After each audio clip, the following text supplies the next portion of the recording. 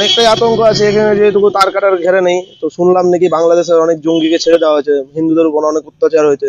তো এদিকে কোনো তার কাটার ঘেরে নেই, জল পেরিয়ে অবশ্যই আসতে পারে, কিন্তু বিএসএফ এখানে যথেষ্টভাবে পাহারা আছে, তাই জন্য আমরা অনেকভাবে শান্তিতে আছি। কিন্তু বলা তো যায় না কখন কি হতে পারে।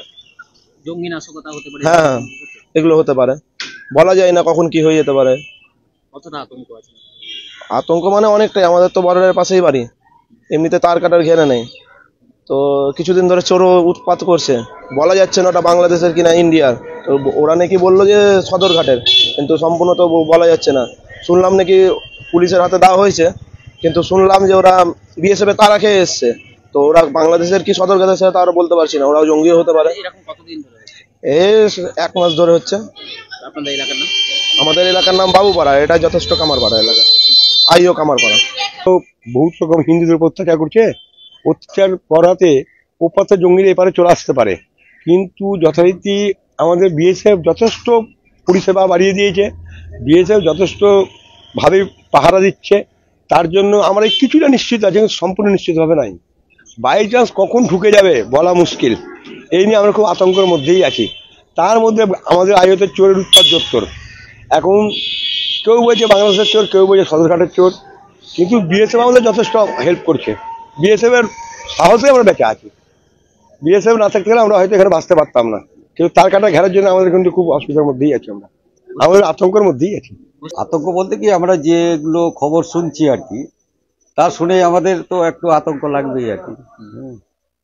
এমনি বিএসএফ এর নজরদারি কতটা দেবে? না, বিএসএফ বেশ সুন্দর পাহারা দেয় আর কি। হ্যাঁ, বিএসএফ আমাদের সবসময় পাহারা দেয় আর কি।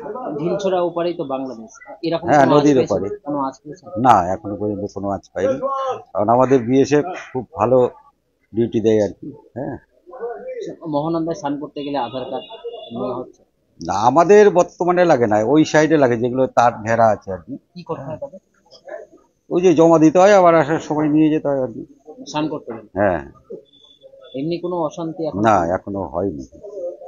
আপনার নাম? আমার নাম মধু রায়। বাংলাদেশের এই পরিস্থিতি আমাদের বাংলাদেশের এখানে পরিস্থিতি তো এখানে তার ঘাড় কিছু তো এই করা আছে, কাটা আছে। দেশের এখান থেকে তো সহযোগিতা করছে অনেক, কিন্তু আরো সমস্যা তো আরো সহযোগিতা করা উচিত, কারণ চোর টোর তো খুব বেড়ে গেছে। বাড়ি ঢুকে ঢুকে চুরি করছে, কার গয়না চুরি করছে, অনেক কিছু চুরি বেশি হচ্ছে এখানে। কি অনুমান করছেন, ওরা কি বাংলাদেশ থেকে আসতে পারে? ওগুলো বাংলাদেশ থেকে আসার সম্ভাবনাটা মনে হচ্ছে, বাংলাদেশ থেকে মনে আসছে, এটা সম্ভাবনা মনে হচ্ছে। আপনাদের এখানে কি কাঁটা তার নেই? অনেক টাকার কাটা তার, অনেক কাটা তার আছে।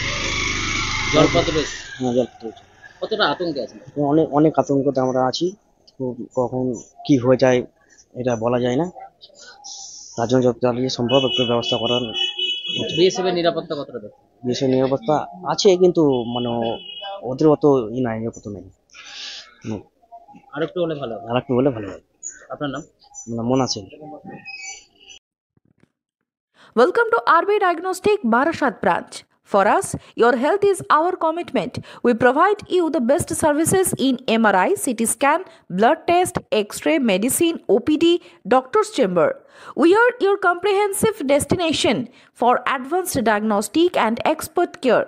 Visit our center, Mukti Apartment, 30/16, Joshua Road, Barashat, Kolkata, West Bengal, 700124.